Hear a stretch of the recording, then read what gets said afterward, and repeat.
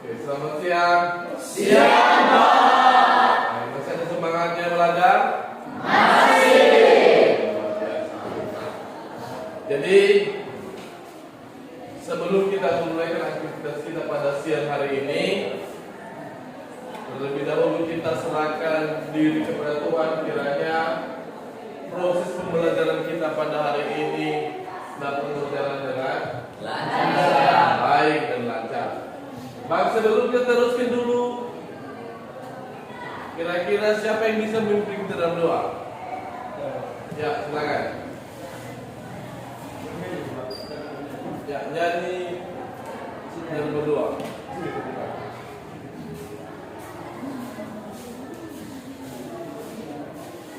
Oke teman-teman, sebelum kita belajar, mari kita menyerahkan diri kepada Tuhan. Ini itu mari kita angkat pujian kita yang berjudul Ingat akan nama Yesus. 3 ya. Ingat akan nama Yesus, Kau yang susah dan sedih. Nama itu menghiburmu. Mana saja kau pergi, ingatlah namanya.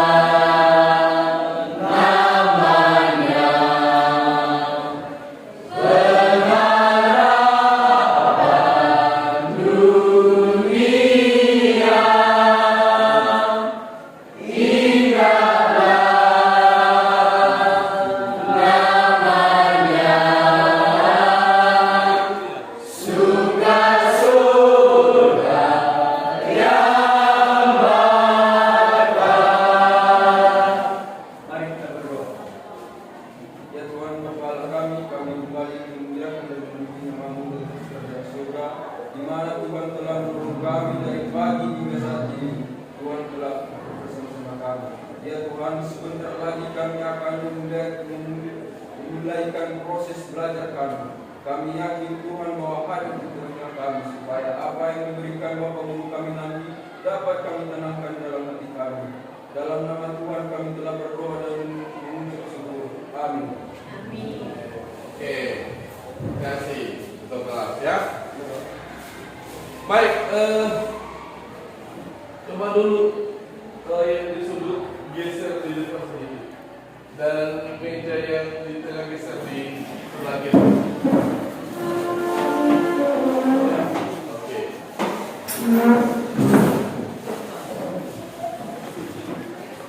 Setelah ini sudah informasi depan sedikit, ya.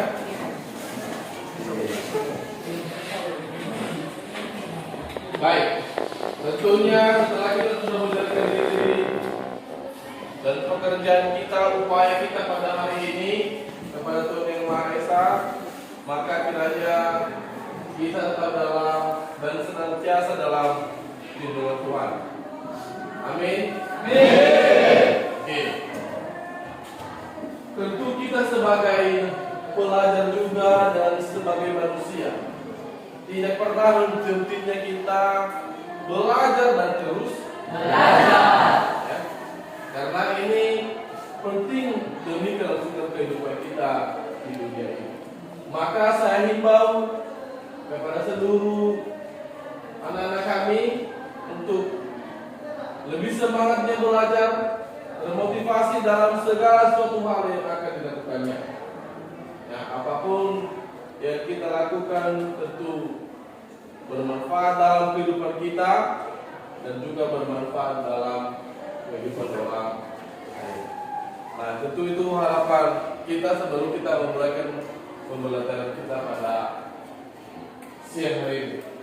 Sebelum kita mulai, maka Bapak mau cek dulu kehadiran. Kira-kira ada yang tidak hadir? Oke. Yang sudah dengarkan Bapak Fen ya, silakan dengarkan namanya. Albert S. J. Walu. Oke, baik, terima kasih. Ardianto Gude. Ya. Darman Arta Walu. Damai Buller, Delvin M. Hulu, Fabianus F. Amaru, Hasanah Buller, Irfan Arno, Jeffrey Buller, Jopriyadi, ya, Junaidin, Harisman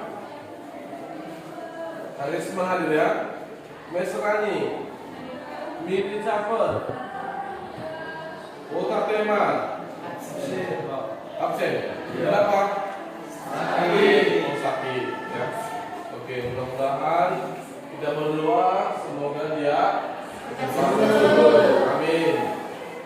Revisman, Reformasi, Severoni, Sejoin, Serlin, Jurita, Selamat, Sehati Bulan, Susi Lastuti, oke, Revi Manius, Taufik Bulan, ya, Triwarni Bulan, Wendio Bulan. Oke, baik, terima kasih. Jadi tinggal satu orang lagi ya, belum hadir karena sakit. Mudah-mudahan pada pertemuan berikutnya kita bisa bersama-sama kembali untuk belajar. Baik, pada pertemuan sebelumnya, ya, maka telah kita mempelajari mengenai ketenaga kerjaan.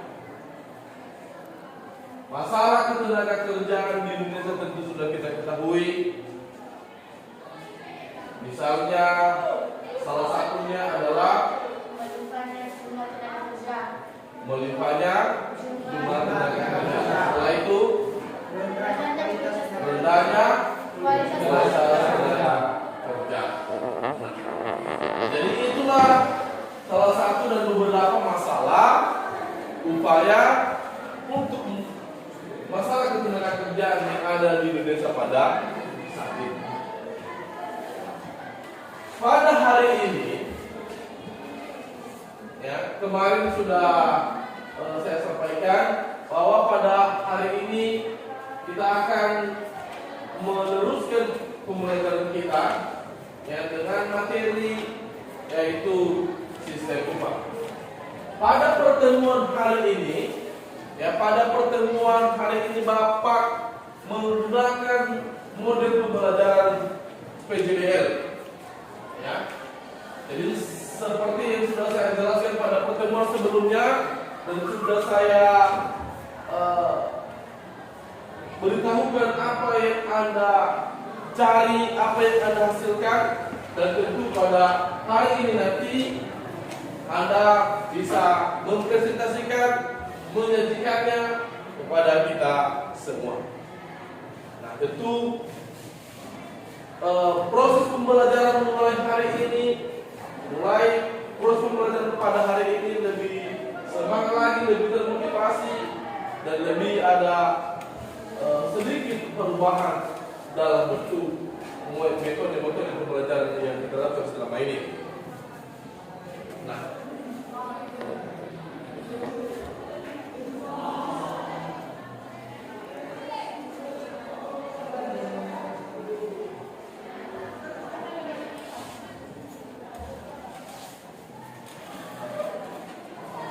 baik,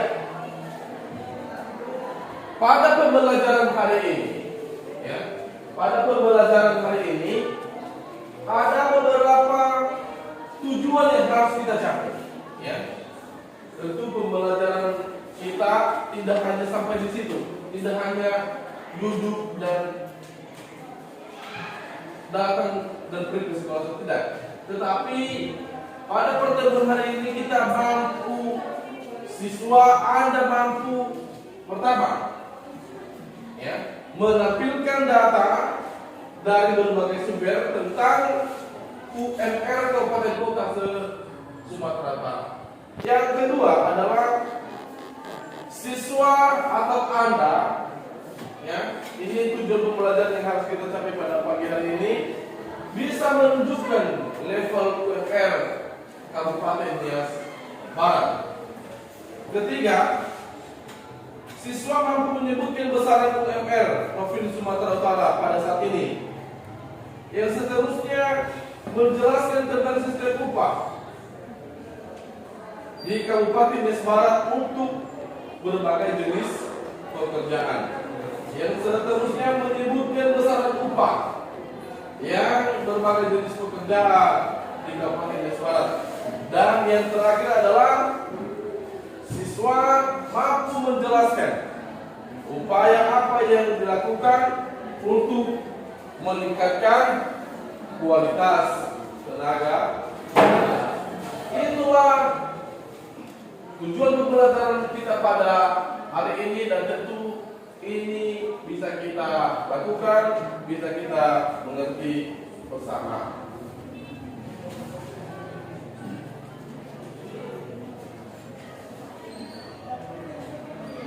Oke.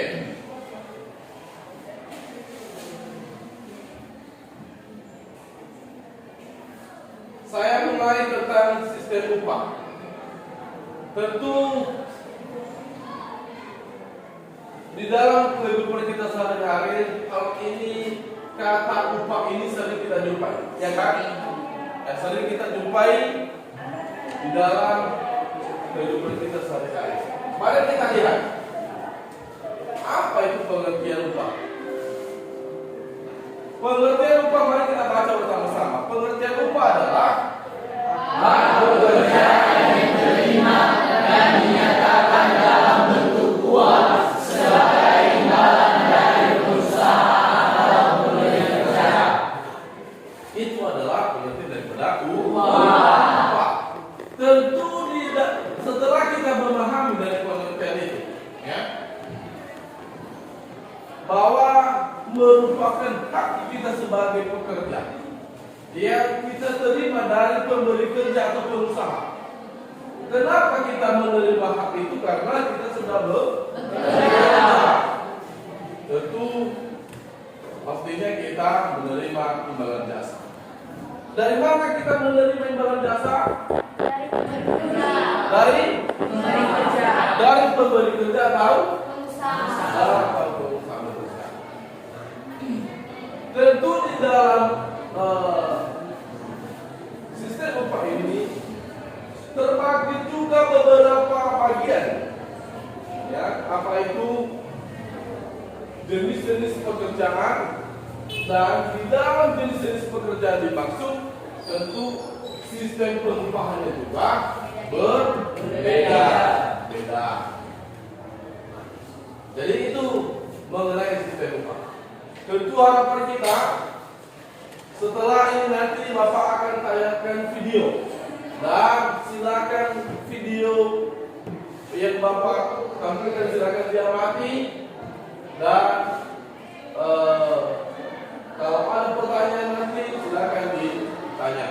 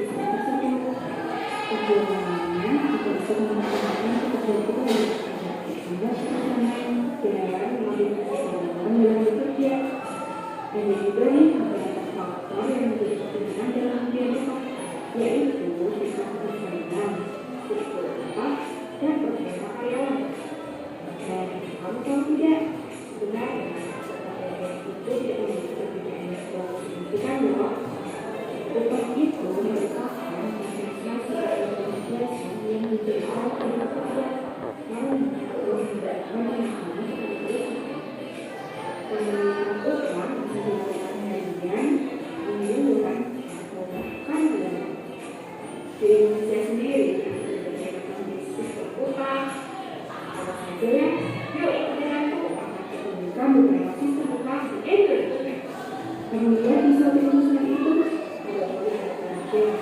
Kemudian bukan ini itu tapi menurut mulai seorang yang ini diambil berdasarkan namanya seorang yang pekerjaan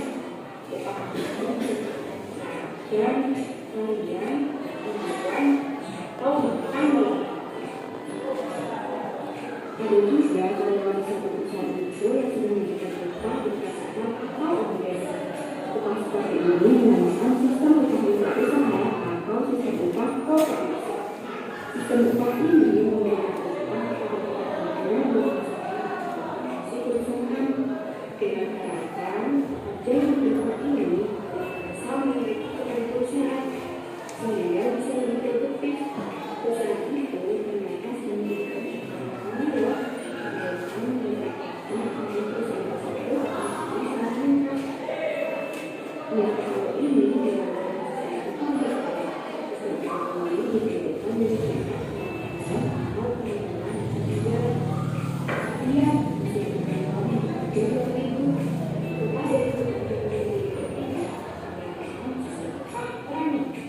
Sistem ini memungkinkan misalnya jalan libur kemudian atau bisa kalau kemudian misalkan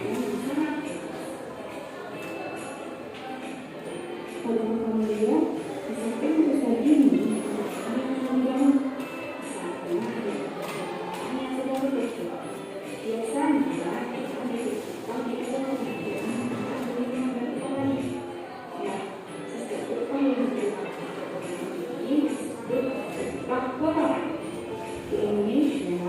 usaha paling sesuai dengan jenis akan tetapi akan memiliki kewajiban yang akan dilakukan secara yang menerima pekerja agar bisa dibayar.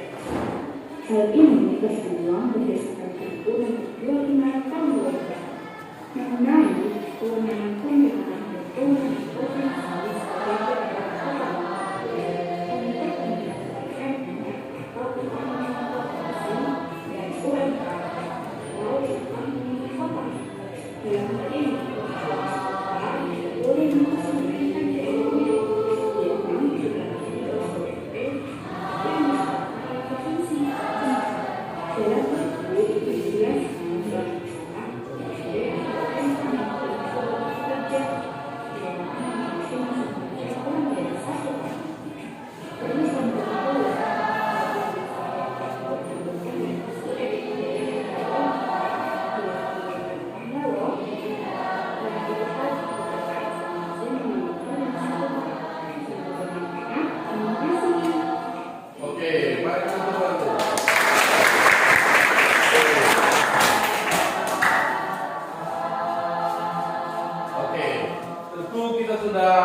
mengamati video yang sudah diselesaikan tadi.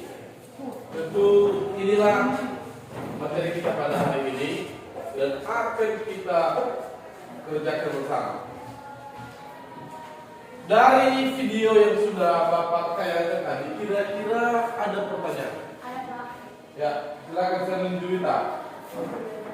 Baik, yang menjadi pertanyaan saya dari hasil mengamati daripada video di atas yaitu mengapa pada pengupahan ini dapat membuat ketertarikan terhadap orang lain ataupun seseorang yang mempunyai keahlian dalam bidang tertentu. Ya, oke. Pertanyaannya begini, ya. Untuk anda semua, silakan perhatikan. Kenapa ada ketertarikan itu begitu? Ya, dari pengupahan ini, ya, artinya kenapa orang bisa tertarik kalau begitu ya? Kenapa bisa orang tertarik? Karena pengupahan yang sudah ditentukan sesuai dengan ketentuan dari pemberi kerja atau pengusaha. Oke, kira-kira siapa bisa menjawab? Kenapa bisa kita tertarik upah ini? Saya. Kenapa? Ya, silakan, Fabiano. Baik, pendapat saya dari pertanyaan si teman kita Serlin yang bertanya kenapa ada sebagian besar orang-orang menyukai daripada sistem pengupahan ini? Yang pertama, sudah kita ketahui bahwasannya upah adalah suatu hasil daripada jerih payah kita, ataupun bisa dikatakan sebagai pemberian imbalan jasa daripada hasil kerja kita. Jadi kita bisa mengetahui sebagian besar orang menyukai daripada pengupahan ini dikarenakan faktor yang pertama menurut saya, yaitu gaji ataupun balas jasa yang diberikan pengusaha kepada para pekerja menjamin daripada kehidupan, adanya ketertarikan dan besar sehingga dapat memenuhi kebutuhannya. Yang kedua, pekerjaan yang akan diberikan upah memiliki pekerjaan yang memang dia bisa melakukannya, ataupun kata lainnya memiliki kemampuan dalam bidang pekerjaan tersebut, sehingga ia memiliki kemudahan dalam melakukan pekerjaan tersebut, dan juga memudahkan dia untuk menghasilkan daripada upah dan memenuhi kebutuhan kehidupan sehari-hari. Oke, baik, kita langsung saja dulu. Oke, dari tanggapan yang sudah disampaikan Fabianus itu benar. Ya. Artinya bahwa orang termotivasi dalam sistem pengupahan ini karena kita ketahui dulu bahwa kita hidup ini memiliki berbagai kebutuhan, ya, berbagai sumber dari kebutuhan kita sehari-hari. Tentu kita memiliki namanya biaya di sana. Nah, orang bisa termotivasi dalam pengupahan ini karena dia membutuhkan. Bisa juga termotivasi, iya kan? Iya. Kenapa Anda bekerja? Karena kita dapat uang atau gaji, upah dari pemberi kerja. Kenapa harus kita mencari uang? Karena untuk memenuhi kebutuhan dia.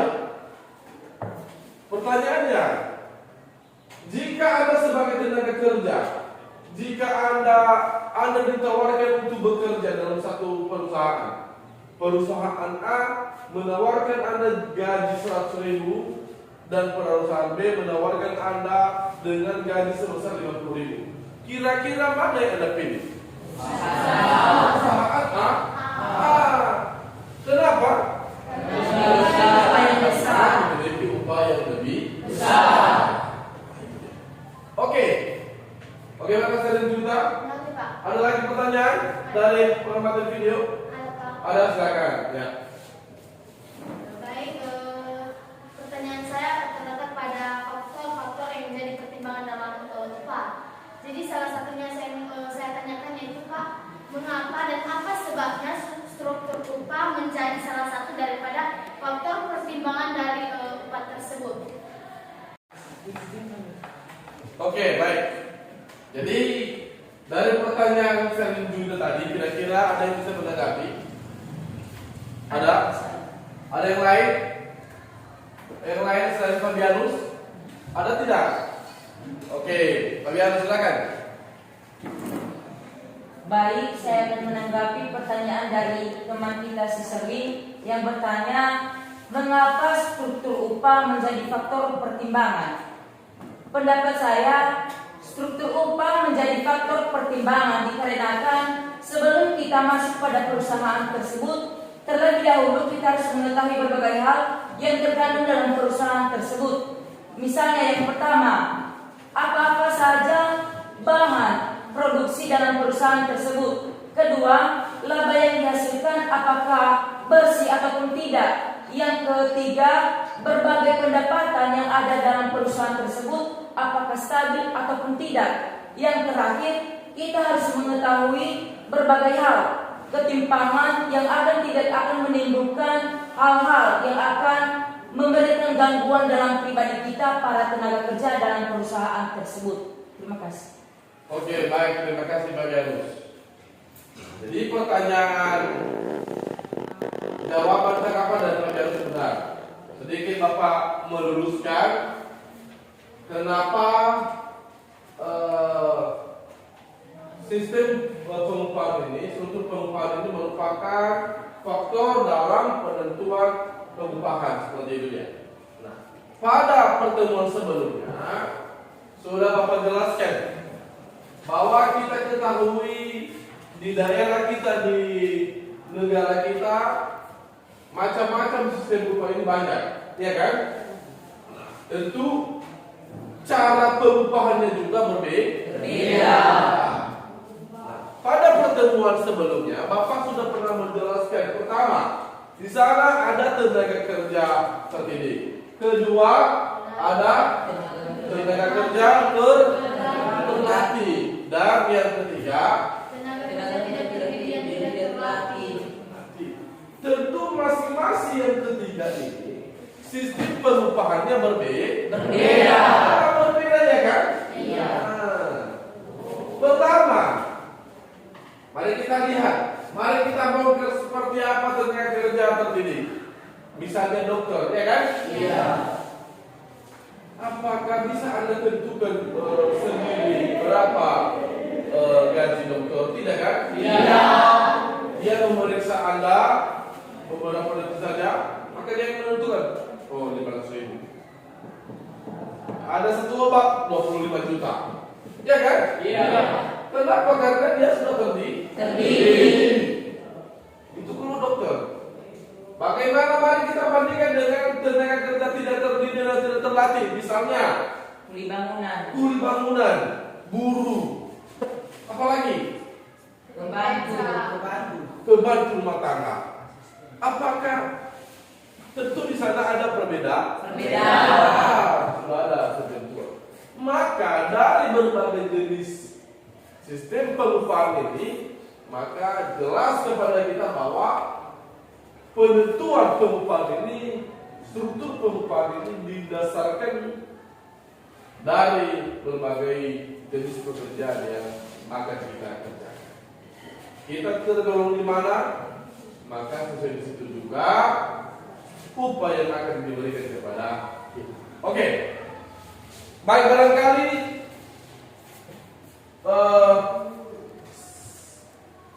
harapan saya setelah kita sudah mengamati video yang sudah tampilkan pada hari ini, maka Bapak membagi kelompok diskusi, ya. Dan ini nanti kita mempunyai beberapa tugas masing-masing kelompok diskusi. Baik, pertama saya bagi berapa jumlah di sini? 27. Maka Bapak bagi menjadi 6 kelompok.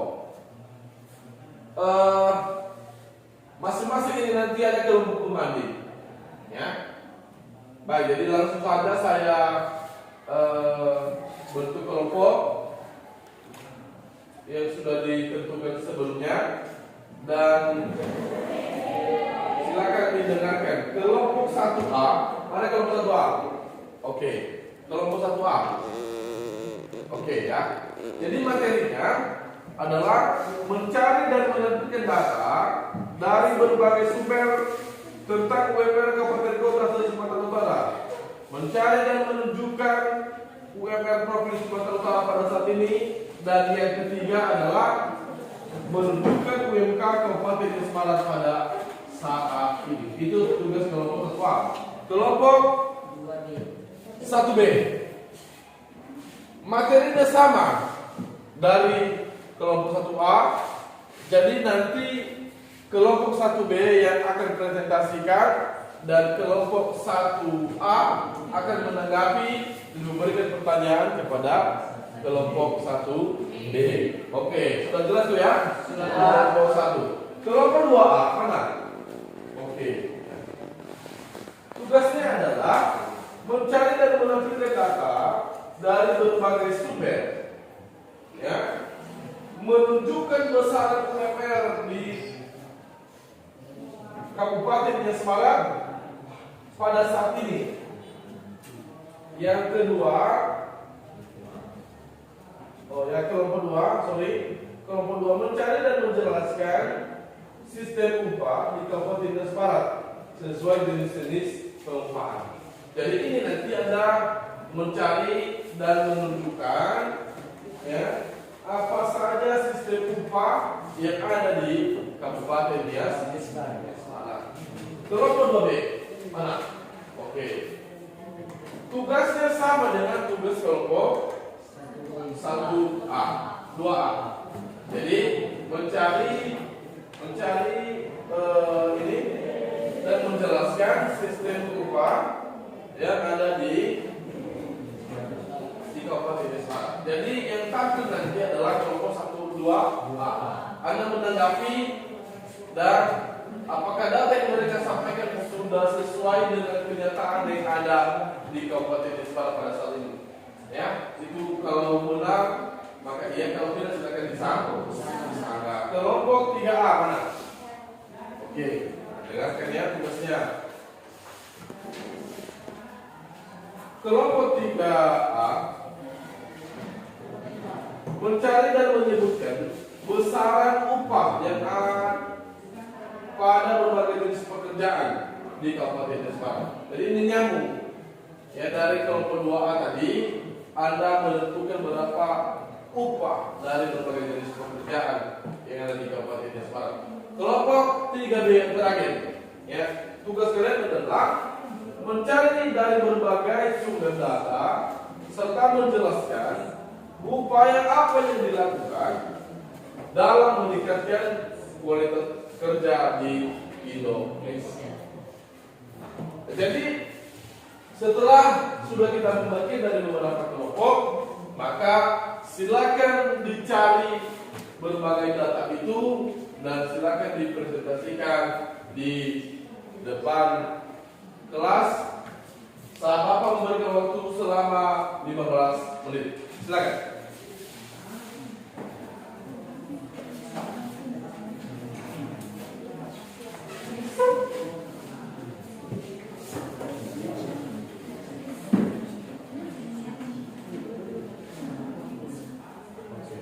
Jadi kelompok 2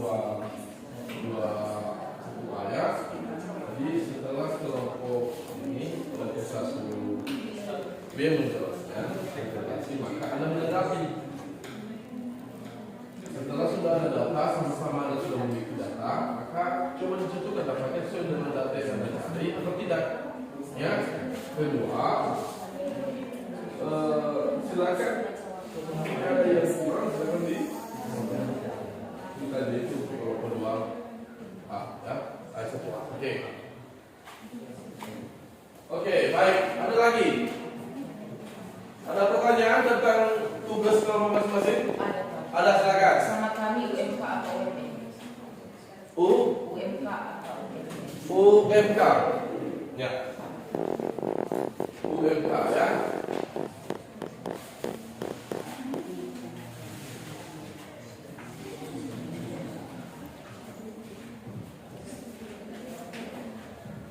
Ya, itu ada tugas kelompok tadi ada 3, mencari UMR Kabupaten Kota Sumatera Utara sebagai bahan perbandingan. Kedua, menunjukkan besaran UMR Provinsi Sumatera Utara pada saat ini, ya. Dan ketiga, menunjukkan besaran UMK Kabupaten Nias Selatan pada saat ini. Oke? Oke.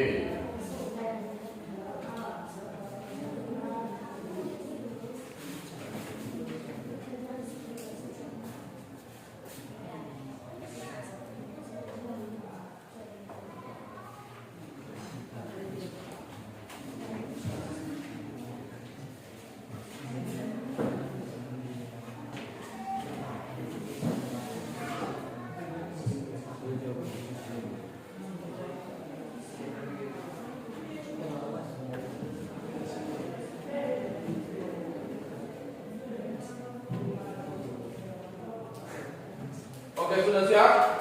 Siap? Oke, sudah mempunyai data masing-masing? Sudah ada yang Anda hasilkan?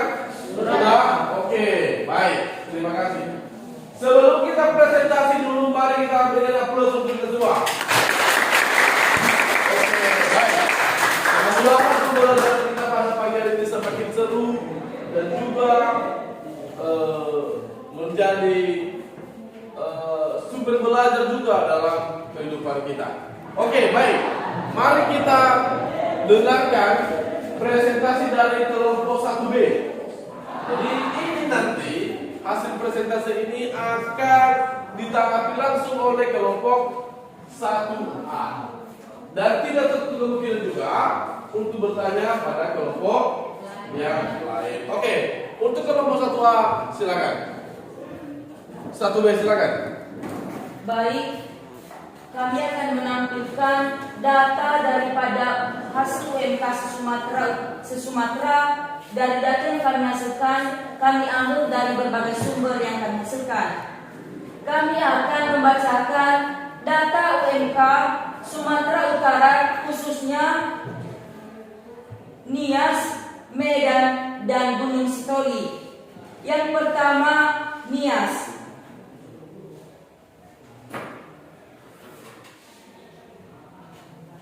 Dalam data UMK ini terdiri dari 2017, 2018 sampai dengan 2020. Yang pertama yaitu Nias.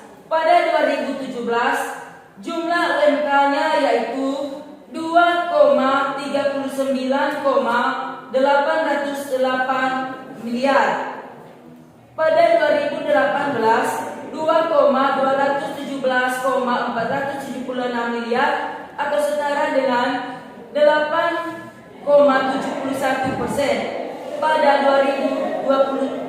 2019 dengan jumlah 2,395,539 miliar atau setara dengan 8,3%. Pada tahun 2020 Nias memiliki UMK sebesar 2,560,336 miliar atau setara dengan 6,88%. Selanjutnya yaitu Medan. Medan memiliki UMK pada 2017 sebesar 2,528,815 miliar.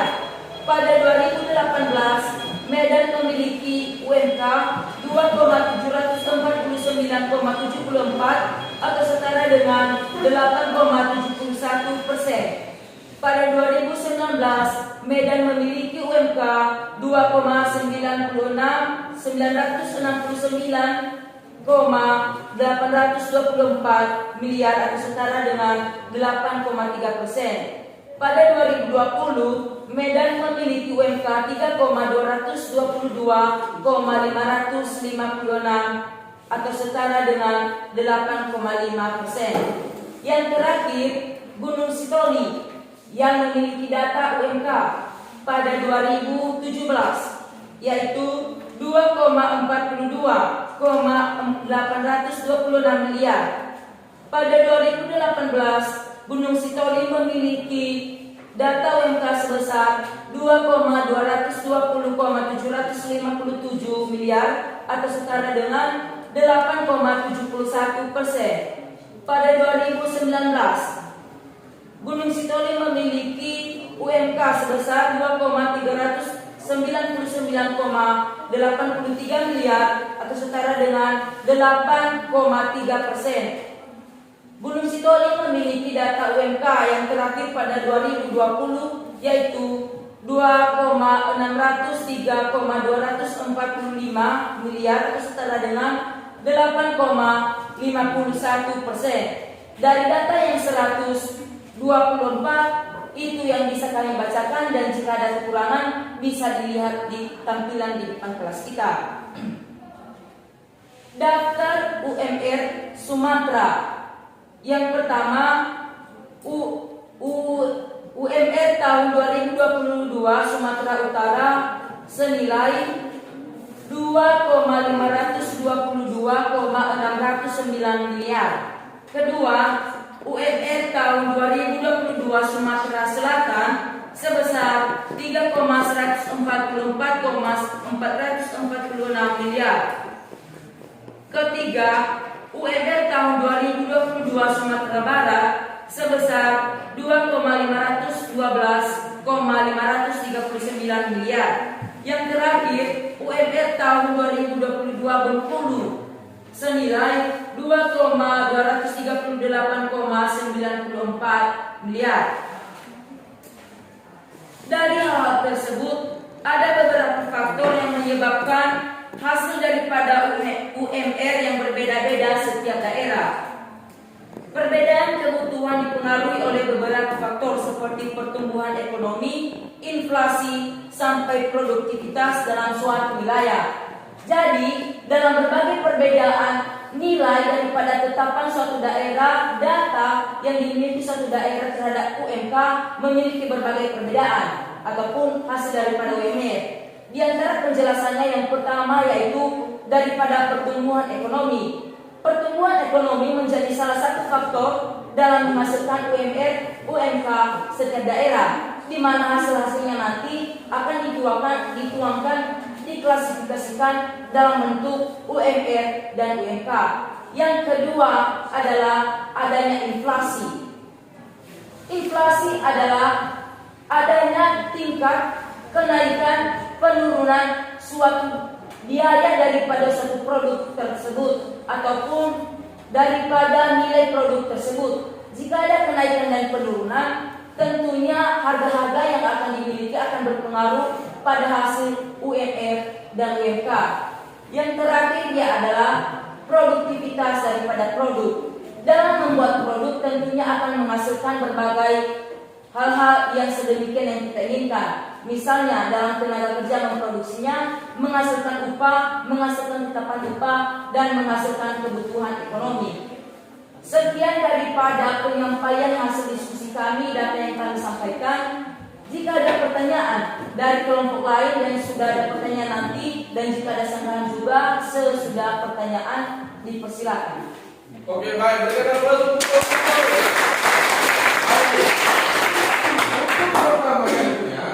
karena ini sudah sama-sama dikerjakan dan dijari oleh kelompok 1A, maka kita berikan kesempatan untuk kelompok 1A setelah ada dan sudah dipresentasikan tadi oleh kelompok 1B, maka apakah, ya kan?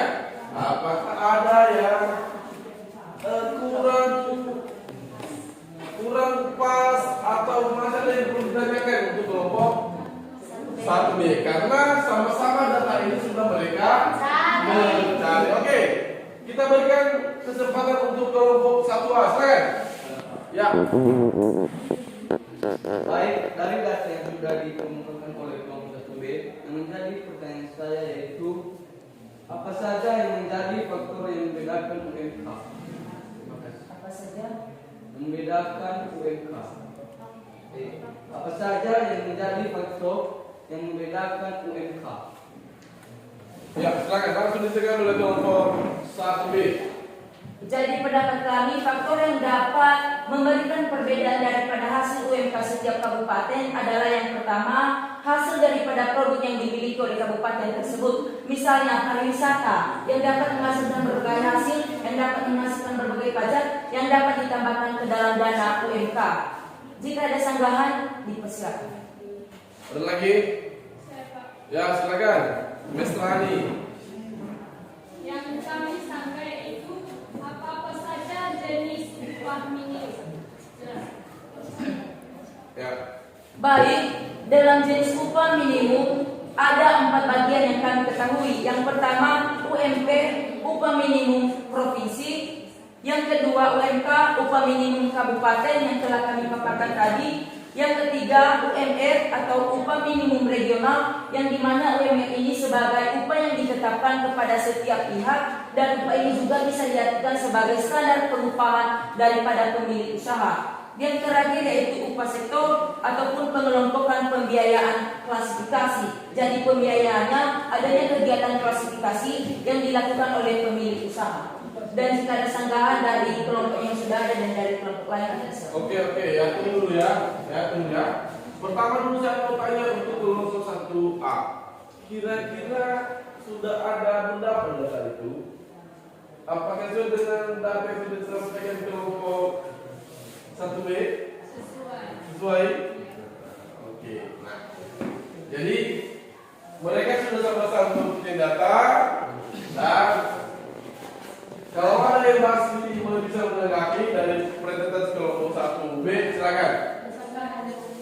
sanggahan. Oke, silakan.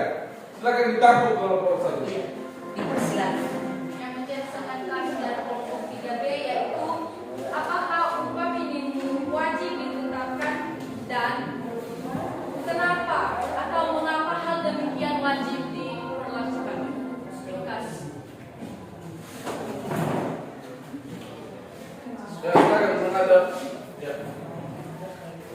Upah minimum wajib ditetapkan karena sebagai bawaan cuan oleh perusahaan dan para pelaku industri sebagai sadar minimal dalam memberikan upah kepada seluruh karyawannya.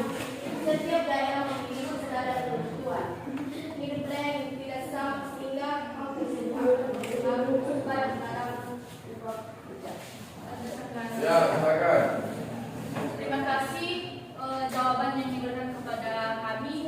Yang artinya tadi dibilang bahwa upah minimum itu sudah ditetapkan dari awal. Nah, yang menjadi pertanyaan kami, bagaimana apa yang terjadi jika upah minimum pada akhirnya tidak sesuai dengan apa yang mereka harapkan? Ada. Oke, tunggu dulu ya. Karena data ini sudah Anda sama-sama memperoleh, saya berikan kesempatan untuk kelompok 1A yang untuk menanggapi. Oke, silakan kelompok 1A. Silakan. Kan Anda sudah memahami kan? Anda tidak presentasi lagi.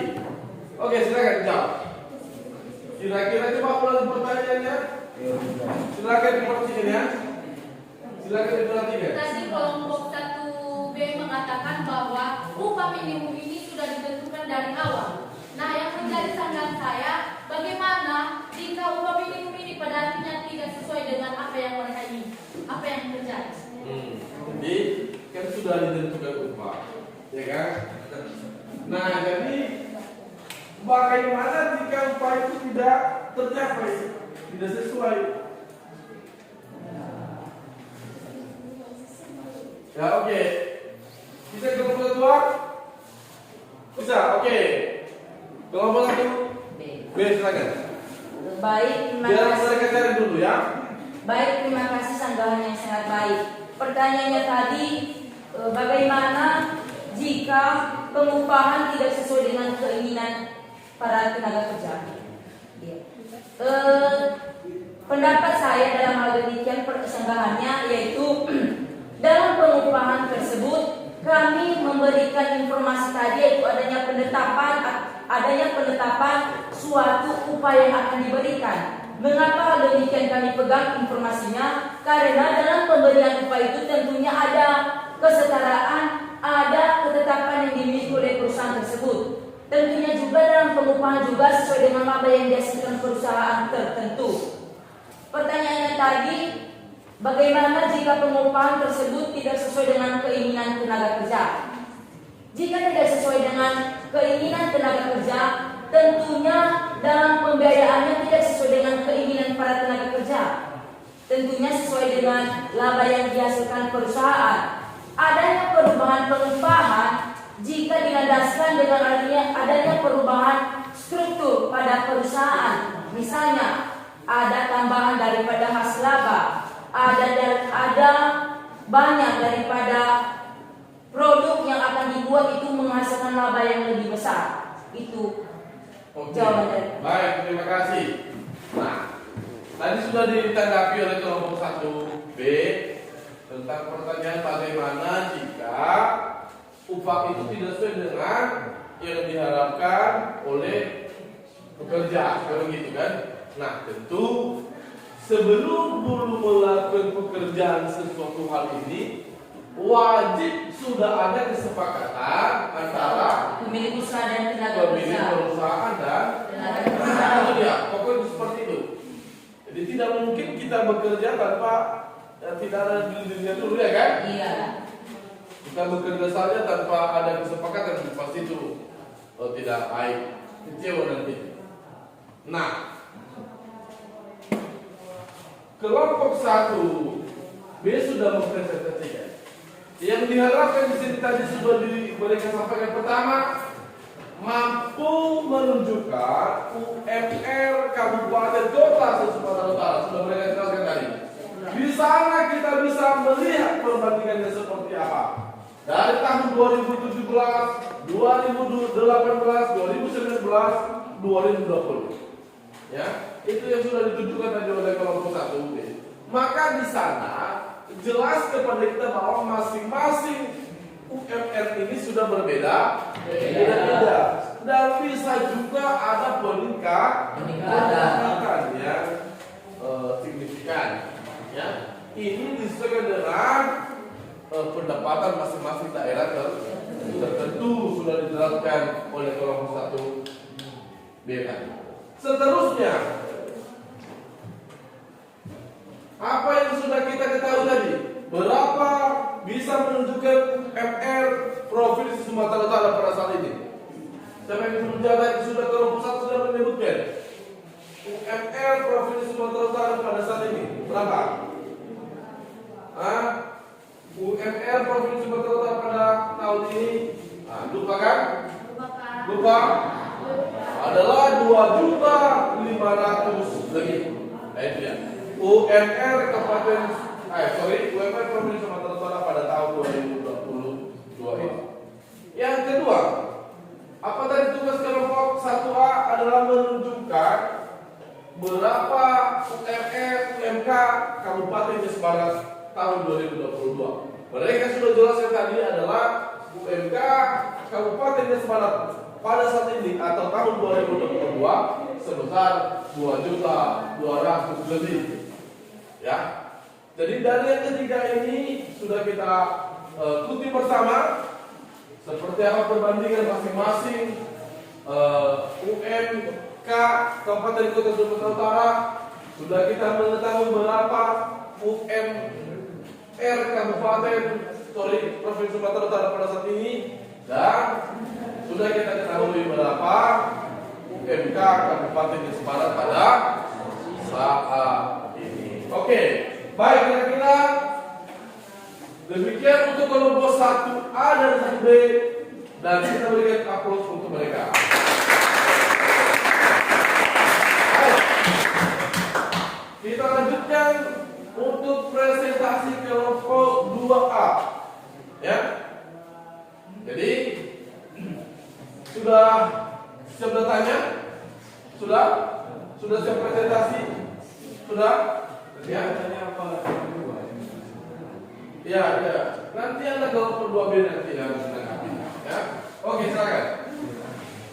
Silakan untuk kelompok 2A, silakan disampaikan, diberitahukan data yang sudah ada cari itu dari berbagai sumber informasi. Silakan. Baik, terima kasih waktu yang telah diberikan kepada kami untuk mempresentasikan hasil diskusi atau kerja kami mengenai sistem upah di Kabupaten Nias Barat sesuai dengan jenis-jenis pengupahannya. Baik, sebelum kita masuk pada jenis-jenis pengupahannya, kita tahu apa yang dimaksud dengan upah. Upah adalah hak pekerja yang diterima dan dinyatakan dalam bentuk uang sebagai imbalan dari pengusaha pemberi kerja. Besaran upah ini ditetapkan dan dibayarkan menurut suatu perjanjian kerja atau kesepakatan antara dua pihak, pekerja dan pemberi pekerja. Jenis-jenis sistem upah di Nias Barat berdasarkan jenis-jenis pengupahannya, yaitu yang pertama sistem upah harian. Ya, pertama langsung aja cepat menjawab. Sistem upah harian. Ya, oke. Yang kedua sistem upah mingguan. Ya. Yang ketiga sistem upah bulanan, dan keempat sistem upah program. Oke, baik, terima kasih. Oke, sebelum dulu ditanggapi oleh kelompok lain, tadi kelompok 1-2A sudah mereka cari sistem pengupahan yang ada di Nias Barat. Pertama tadi Sistem upah harian. sistem Upah harian. harian. Kedua mingguan, bulanan, dan itu yang ada di Kabupaten Nias Barat. Mari ditanggapi oleh kelompok 2B, silakan. Kira-kira apakah masih ada lagi? Kan sudah ada cari datanya kan? Kan ada 4, ya kan? Kira-kira apakah masih ada datanya? Selain yang keempat yang sudah disebutkan oleh kelompok 2A, Apa saja sistem perbaikan dan kebijakan dalam sistem upah Oke, saya mau tanya dulu ya. Untuk kelompok 2B, kira-kira apakah masih ada lagi sistem pengupahan selain yang sudah disebutkan oleh kelompok 2A? Ada tidak? Ada tidak? Tidak ada. Ya, berarti yang paling itu ya yang ada di kompetensi sekarang saat ini ya. Harian, mingguan, bulanan, dan roman. Oke, silakan ditanggapi oleh kelompok 2B. Doa. Baik, saya menjawab. Pertanyaan dari apa saja sistem kebaikan dan keburukan dalam sistem upah menurut harian dan bulanan. Yang pertama, pekerja tidak perlu bekerja terburu-buru, yang artinya bekerja tidak terburu-buru itu cepat atau lambatnya selesainya suatu bangunan, upahnya tetap sama yang sudah ditentukan. Yang kedua yaitu pekerja tahu dengan pasti jumlah upah yang akan diterima. Yang artinya mereka tahu berapa besar upah yang diterima dalam suatu bangunan tersebut, yaitu 50 juta atau berapa yang sudah ditentukan dari awalnya.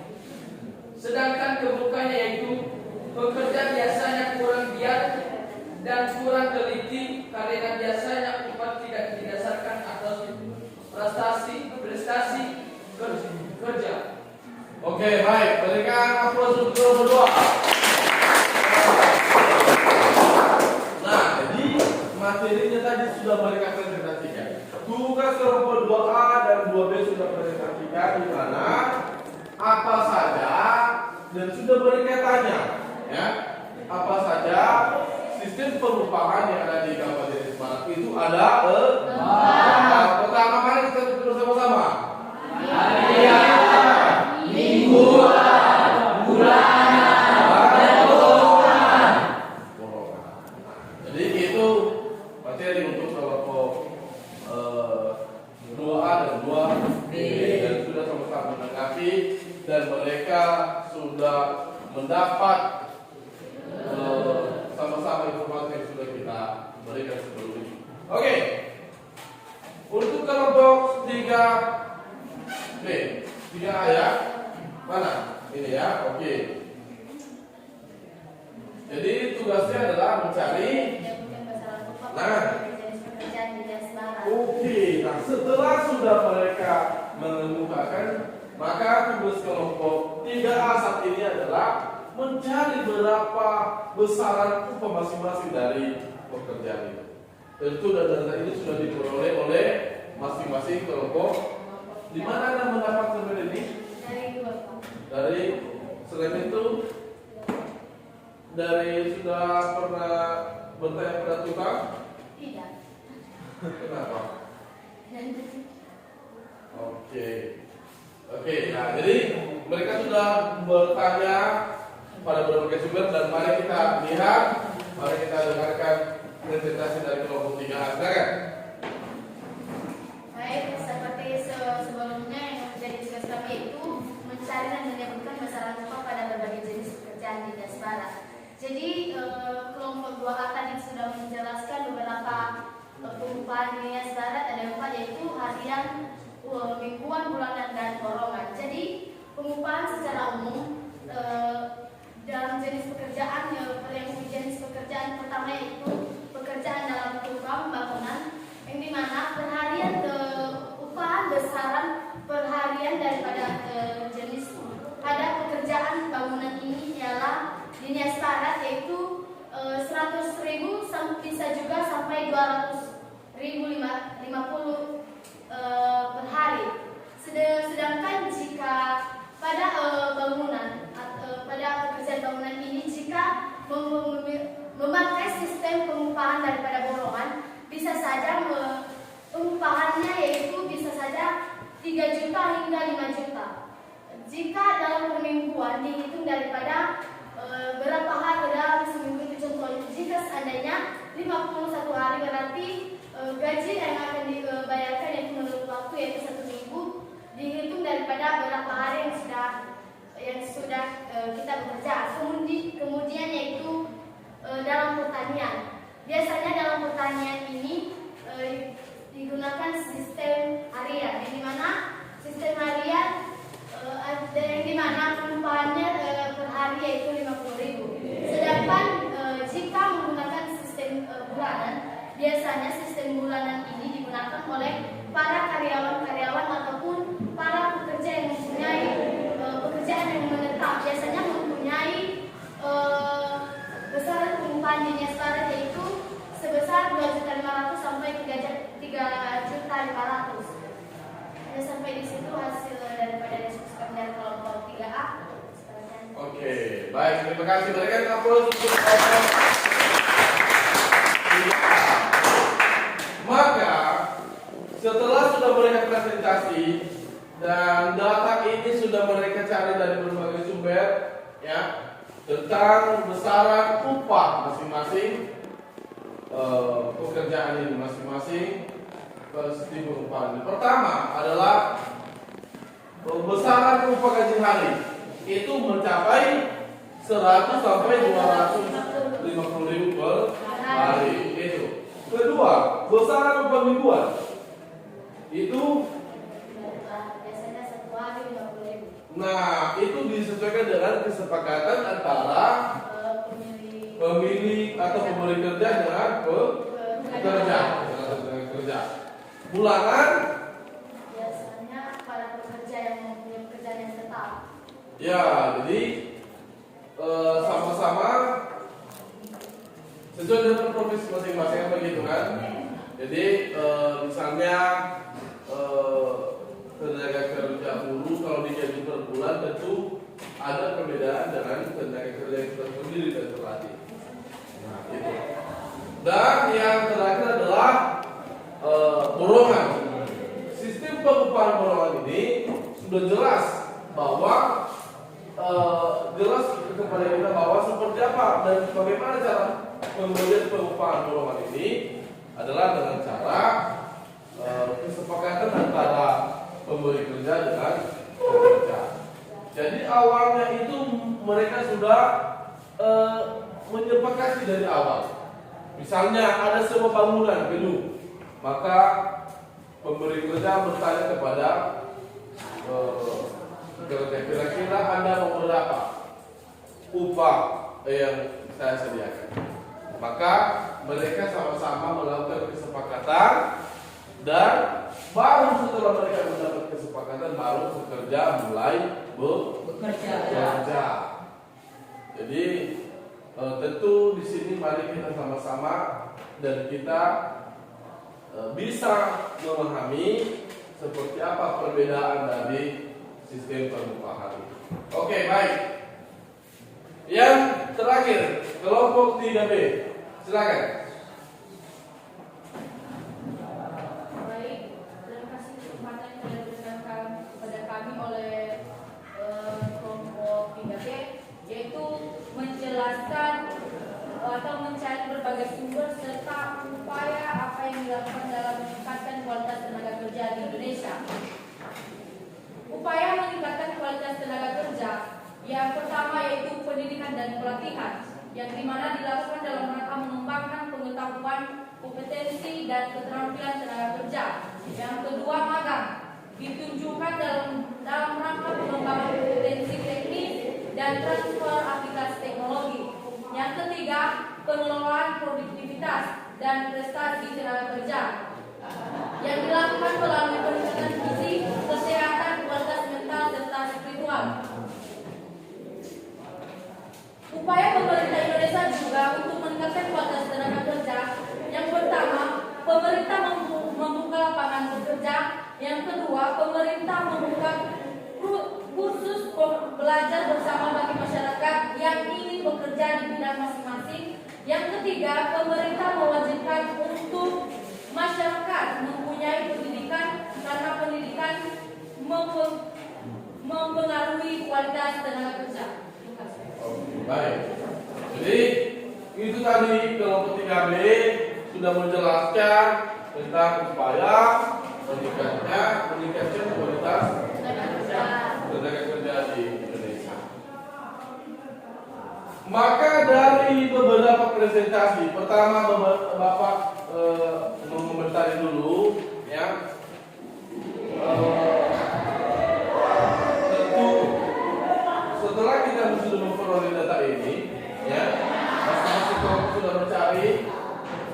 mengerjakan sudah mempresentasikan pada hari ini. Pertama, bisa kita membandingkan, ya, bisa kita melihat apa yang kita lakukan dan kita berada di posisi mana jika kita sebagai tenaga kerja. Kita mau di mana? Ya. Nah, jadi sebelum kita akhiri pertemuan kita untuk hari ini, maka kita menyimpulkan dari beberapa tujuan pembelajaran yang sudah kita capai pada siang hari ini. Pertama, kita sudah memahami dan mengerti UMR Kabupaten Kota Sumatera Utara. Bagaimana? Apakah masing-masing kabupaten kota ada perbedaan UMR-nya? Ada. Ya, jelas kan? Jelas. Kedua, UMR Sumatera Utara pada saat ini berapa? 2.500.000 lebih. Itu. UMK Kabupaten Semarang pada saat ini berapa? 2.200.000 lebih. Kedua, itu ya. Kedua, apa saja jenis pekerjaan yang ada di Kabupaten Semarang? Bangunan. Apa? Pertanian. Ya, bangunan, perkantoran. Ya, apa saja sistem pengupahan itu di Kabupaten Semarang? Harian.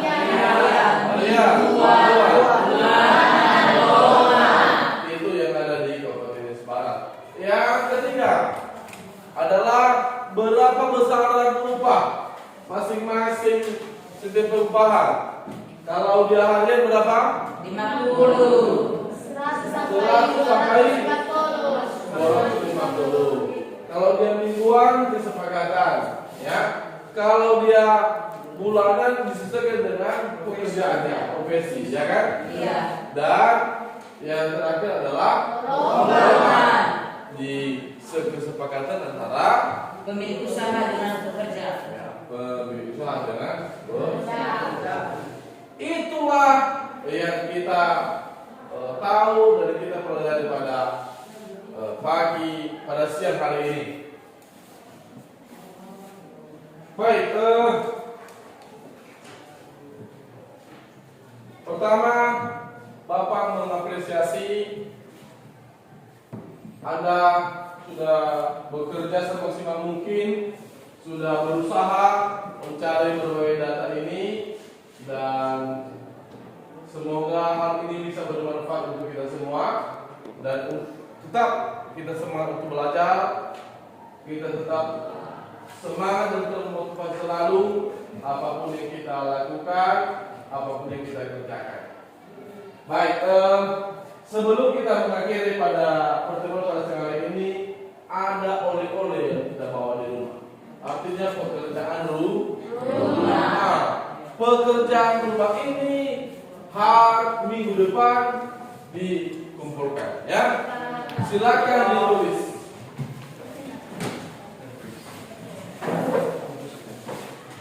Ya, sudah? Jelaskan menurut pendapatmu. Jelaskan menurut pendapatmu upaya apa yang dilakukan untuk meningkatkan UMK di Kabupaten Semarang. Ya, sekali lagi, jelaskan menurut pendapatmu upaya apa yang dilakukan untuk meningkatkan UMK di Kabupaten Semarang. Yang kedua, dari semua sistem upah, ya, tadi kan sudah kita melihat dari sistem upah banyak beberapa macam. Tentukan mana yang paling baik dan yang paling buruk. Tuliskan dan jelaskan. Nah, jadi tadi kan sudah dijelaskan tadi oleh kelompok 2A, ya kan? Ya. Ada berapa sistem upah itu? Maka masing-masing itu silakan ditentukan kebaikan sama keburukannya. Kalau kebaikan itu silakan dijelaskan. Kalau keburukannya dijelas. Jelas. Yang ketiga, tugas yang terakhir yang ketiga. Jika Anda sebagai tenaga kerja, kira-kira Anda pilih pekerjaan itu di sektor mana? Jelaskan. Sekali lagi saya baca soal yang ketiga. Jika Anda sebagai tenaga kerja, kira-kira Anda pilih sektor pekerjaan itu di mana? Oke. Itu tugas di rumah dan dikumpulkan minggu depan. Sebelum kita mengakhiri pertemuan kita pada siang hari ini, maka hari ini sudah kita buka dengan doa. Maka kita juga tutup dalam doa yang dipimpin oleh Sri Marius. Silakan berdoa saja ya. Mari kita berdoa.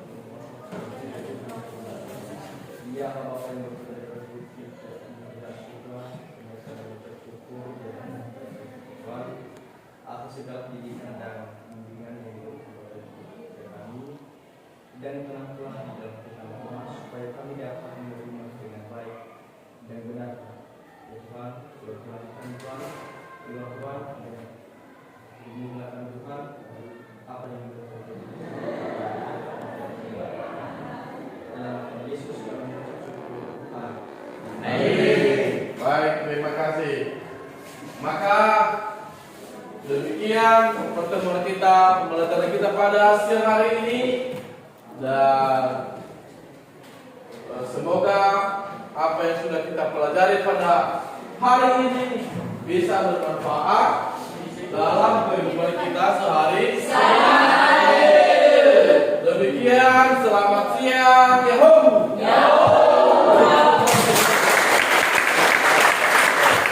Baik, kita lanjut.